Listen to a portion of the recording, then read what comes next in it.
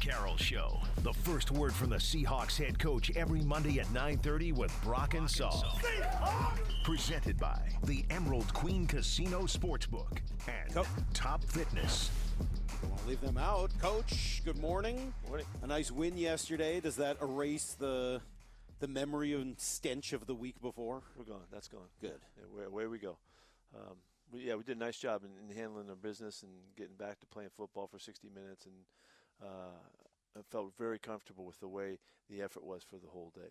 We finished the game and got the win that you need. It isn't always exactly the way you want it to happen, but to win on the last play of the game is pretty exciting to me because that means we always know we can. So it's just good for our mentality. What was the week like leading up to it? Practice last week, and then did anyone address the team? Was there a moment or anything where things started to change? No. It just no. happened. We just set the stage for we're going to move on and handle. We didn't ignore what took place. We handled the issues and the stuff that we had to fix and all that, and we went about our business with a real intent to leave it and to show the discipline that we could do it. And Wednesday was a great day of practice for us, and we went right through the week. The guys really took charge of it. Leadership did a great job in capturing that. And we got to play 60 minutes and played football and got a win and did the things we needed to do. With the great hair you have, I understand you don't always need to put a hat on, but it does strike many of us when you go hat. Who makes that decision? When's that decision made? What goes into that, Pete? We're talking about the hat decision? Yeah. Sure. Yeah, hat well, decision. I felt like it was going to rain, and everybody told us it was going to rain, and so, instead of waiting, I just went with it, and it didn't. That's all. That was it. But Bowie, my guy here, he was the guy. He's in charge of me, and he got me the right stuff. Yeah, you're looking good. I like that Veterans Day gear as well. You talk often, Pete, over these years about playing hard, and your guys coming out and playing hard. Is that difficult to do over 17 weeks consistently in the NFL? Yeah, I think it's a big challenge. Everybody's getting paid, and everybody should, but you still have the mental side of stuff, and it's hard to stay on it throughout, and to the point where I spend it seems like 75% of my time, about our approach and mentality and attitude towards playing completely through a game, and in one way or another. And so, to me, it's the most important thing, because if you don't bring everything you got, then you don't have your best shot at winning. And so that's the fundamental part of the approach. We got to run and hit when it comes game time. And so I think it's and it depends. You guys waver during the course of the season. I don't want to be normal. I want to be different than that and see if we can get up week in, week out. So that's what we're always shooting for. 9 points in the first half, 20 points in the second half. What was the turning point for that offense? I don't know. You guys always want to define everything. I don't know that we came out and got after it pretty good on the other side of the ball, and the defense kind of kept us in the game where we weren't really clicking on offense, and then offense got going, and we just took charge of the game, and unfortunately we let them back in. We could have put it away, and we didn't. That's the part that was frustrating, that we didn't put the game away. But as far as, I just think we just kept hanging, and we got stronger as the game went on, and we were more clear. And I thought Gino and the guys on offense just put those drives together and finished marvelously. To score the last 3 times you have the ball, and that's exactly what we're hoping to show, and we did it. So where the defense kept us going and the offense was trying to find it, it kind of switched back. Offense took over.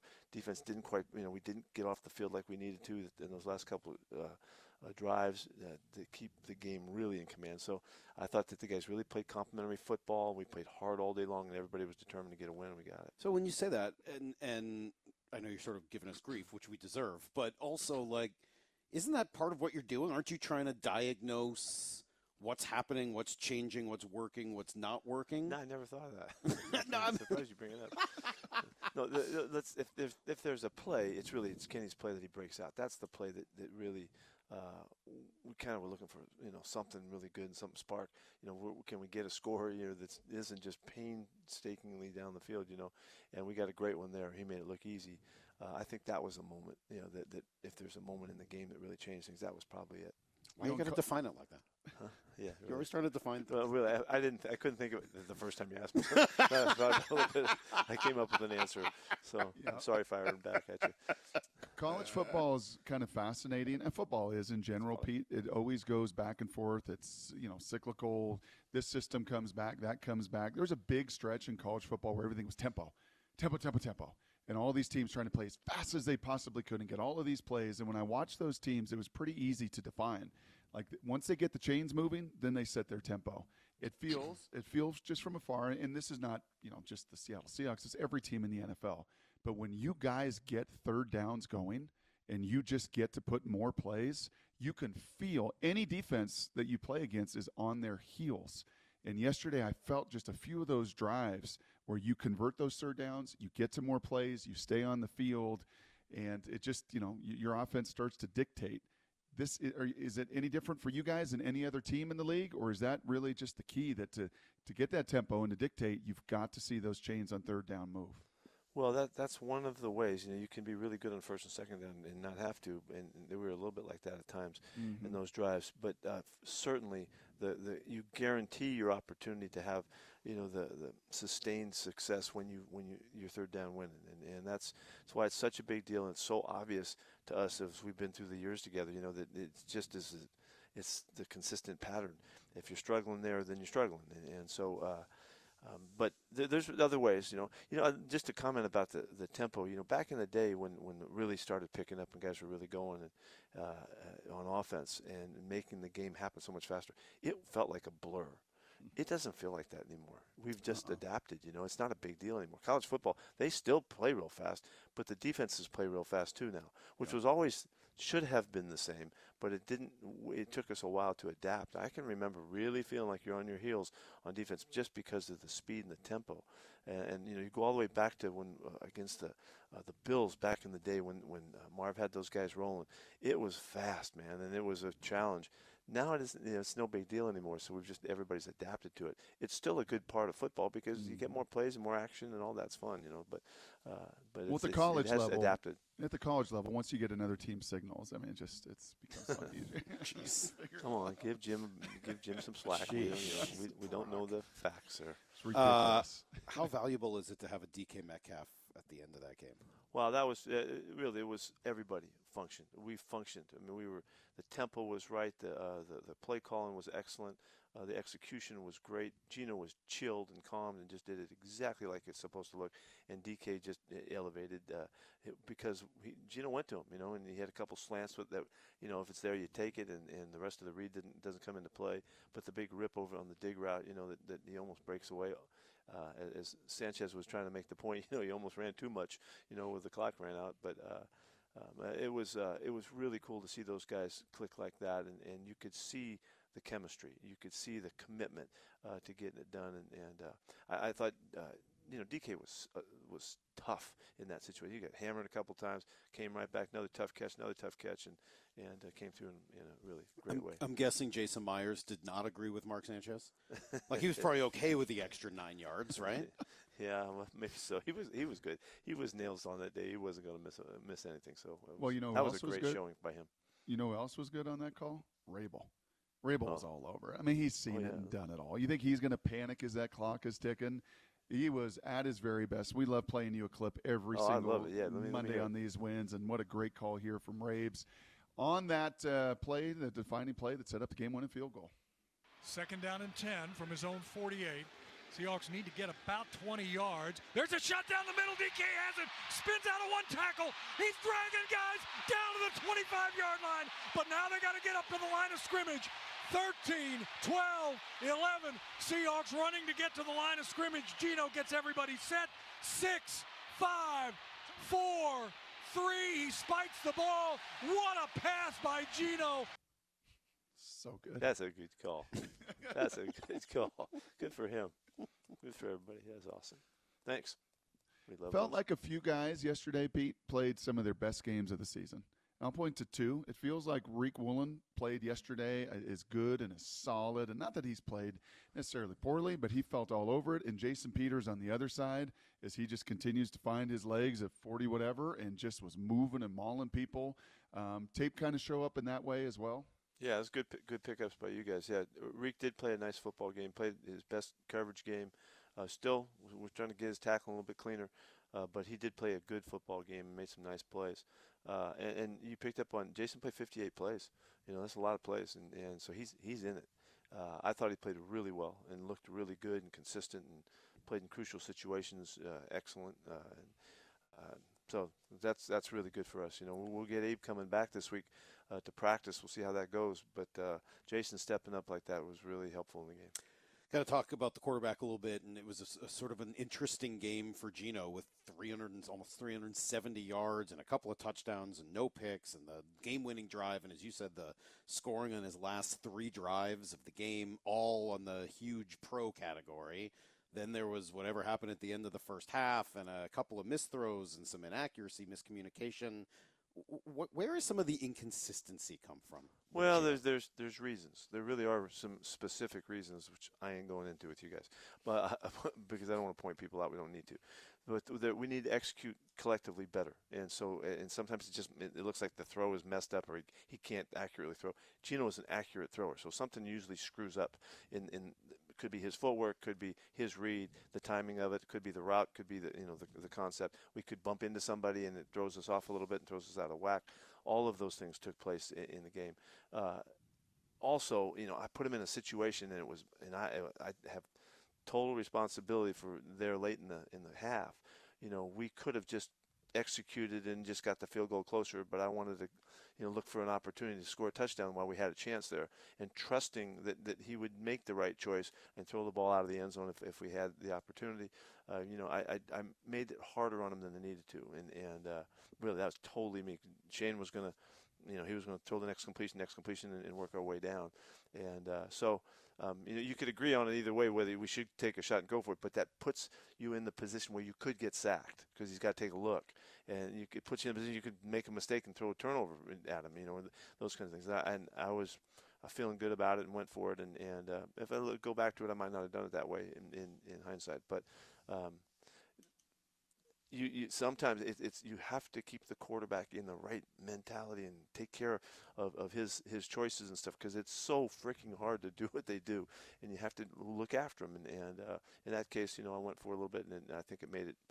That's where we got vulnerable, and they made the play, and they got to it. From your perspective, with the knowledge of what's supposed to happen on every play and the film and everything else, is he playing as well as he did last year?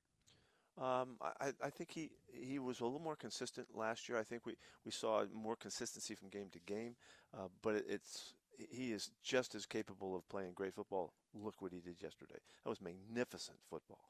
To finish like that, to come through, execute so well, but even more than that, you guys, you can't tell how calm he was and how poised he was in the moment. And we talked just before we went out in the last one, the last time out. I said, OT's out there. If we go to OT, we're okay. We're going to win in overtime, if we don't win here. So, you don't need to put us in jeopardy trying to win the game right now. And he looked at me clearly. He said, I got it. OT's would be sweet or something, whatever he said right there. And about his business he went. And, I'm so impressed with that kind of finish. There's nothing I like more in sports to see guys come through, at the heat of the battle and make the right decisions and plays and execute and do it with a mentality. That's so reassuring that he's ready and he's back and he's on it, and away we go down the stretch for the second half. How much do you cherish those moments, Pete? And you do a marvelous job of this. It's pretty fun to watch. Of you finding your quarterback or finding whoever it is, your leader defensively for a big drive, and you just want to you say this all the time, you want to read them, right? You want to get feedback from them, and you want to kind of feel where they're at, and the camera catches it every time, and a good director will find you because you do that before those drives. Great shot of you and Geno yesterday, right before that final drive. How much reassurance do you see? And I guess on the flip side, have there been times over your career, maybe preceding here with the Seahawks, maybe back in other jobs, where you looked at guys and you're like, oh, crap. This isn't. It's just not great. Yeah. Well, there's some of those you can wait. Oh no, what's going to happen next? But for the most part, it's an extension of the conversation. Is really what it is that we were always on. That's that, and it's just to try to capture the moment of bringing back to the moment of peace that needs to happen in your head and in your heart, to make those moments come to life. So that's really, it's just a reminder that we're in this together and we know what we're doing. We got this. For all those years with Russ, we had so many times like that we would go back and forth in those moments, and it's just to try to capture the essence of the chill that you need to feel to do that right, So it was awesome to see that happen. He did a great job. Is there an element of Boye Mafe's game that is really helping him do what he's done this year? Yeah, his effort is so consistent. He is really going for it, and he's confident. That you're seeing the confidence as he continues to grow with his opportunities and the flow of the game, and taking full advantage of the teachings during the week, and the skill level development and all that stuff. He's just a growing son of a gun out there, man. It's fun to watch. He was so close on that touchdown play, the pass that they hit to the corner to Gibson. I mean, he can't be closer. The guy couldn't even follow through on the throw at all. He was half an inch from being, swatting that ball out. He's holding. He's being held. And yeah, that as well. but he was, he is just playing great football. The consistency, I love to see guys be consistent. And man, what an illustration that is! 7 sacks in 7 weeks. That's ridiculous. It's never been done before. And the great Michael Sinclair was a fantastic player, great rusher and all that. And to eclipse a guy's record like that, that's a real statement. He ain't done yet either, so we'll see how it goes this week. You've said to us a lot about Aaron Donald. He's 280 and runs 4.5. Boye's 260 and runs 4.5. It feels as if his speed is playing to that and more. I mean, his get off and what he is doing. When Salk asked you that, I thought immediately that you were feeling every bit of his explosive speed. In maybe ways as a rookie, he was still learning. Yeah. No, that's it. Because he is confident in that. You see that show up in his consistency. There's not plays when he's going, what should I do here? What am I doing with this? I'm surprised by this or that. He is capturing the opportunities more so throughout the game, and he's got a really good endurance level too. He can play hard for a long time and hang in there. He doesn't need to tap out, and it's an exciting part of our team. I watch these games. Go ahead, yeah. Did I see a little Dre Jones out there to start the game with Jaron and Big Cat and Boye? Did I see him playing on the edge a little bit? Oh yeah. He'll do that a lot more as we go forward. He's done that a lot in his past, So it's a nice mix for us. He's just getting going. It's somewhat of a change emphasis, wise with our style of play and the way our guys are asked to do it and all that. But he's going to be a big factor for us there. I was going to just ask about Witherspoon. Just watching it from my perspective. It's something. Well, he's just in every play. He's always everywhere. And I was trying to come up with a player that, we've watched like that. Earl's the closest I guess I can come up to, and I don't know that they're the same type of player, but he's always got something to say. He's always in motion. He's always talking and moving and in and around the ball. I can't. Keep going. You're right. You're on it. That's exactly right. He's everything. It's crazy. All that. Yeah. He's all of that. It also struck me after the game that Bobby was kind of talking through all the young players on the team and just, this guy's learning, this guy's improving, and he said, well, Spoon is Spoon. Like, he's just that. You just already accept who he is at this point in his career. He just knows what he's doing. Everybody knows. He's got the confidence of a great player, and we didn't develop that. I like to take a lot of credit for what I sat him down and talked to him. No, he's just got it, and that's what we saw. And fortunately, we were on it, and Johnny's guys figured that out real early in the process, and now you see it. And he plays like he's been playing the game all his life, which he has. And he's benefited from all of those experiences in ways that other guys don't, and he's got a whole reservoir of stuff in his brain, and it's just cut him loose and let him go. And everybody loves the heck out of him. You talked about Abe Lucas. Last thing for me, being back and getting an opportunity to practice this week, see where he's at. Anybody else, Bradford, anybody else come out of that game banged up? We're a little concerned about Derek. He had a little something happen that we got to. Might have been some scar tissue issue, but it wasn't serious. He really responded well, so we're in pretty darn good shape coming back this week, and we're very fortunate that we'll have a lot of guys battling. Could we see Bradford get back this week? Yes, he'll be back and should be able to go. That's I don't know that for sure yet. Haven't seen him yet, but he had a personal family thing that he had to take care of, so he should be in good shape to compete. I know he's supposed to go out of bounds, and I know it's probably annoying to have to burn the time out there. But man, did Charbonnet knock that dude over. Yeah, he did. He got out of bounds. They just didn't give it to him. He was trying to get out. He just didn't quite. They didn't quite give it to him. But he had business to take care of. Yeah, it's, he knew. You could see he immediately knew that he could have ensured that, and he didn't. We won the game. He took a shot. We'll learn from it. I kind of like it. Well, Coach, you got the Rams on tap this week. A chance right. for a little revenge after the first week of the season didn't go the way you had planned it to go. So, you guys can talk revenge. We don't revenge? Talk about that. You can talk all you want. You won't talk about revenge. You've forgotten about the first game of the season already. No, not necessarily I don't think that. so. No, we haven't forgotten nothing. But that's not payback. That's not what's going to drive us. We're going to just go play great football down there. Sounds good. We'll talk to you on Monday following that game. We'll be back tomorrow morning at 6 a.m. Until then, the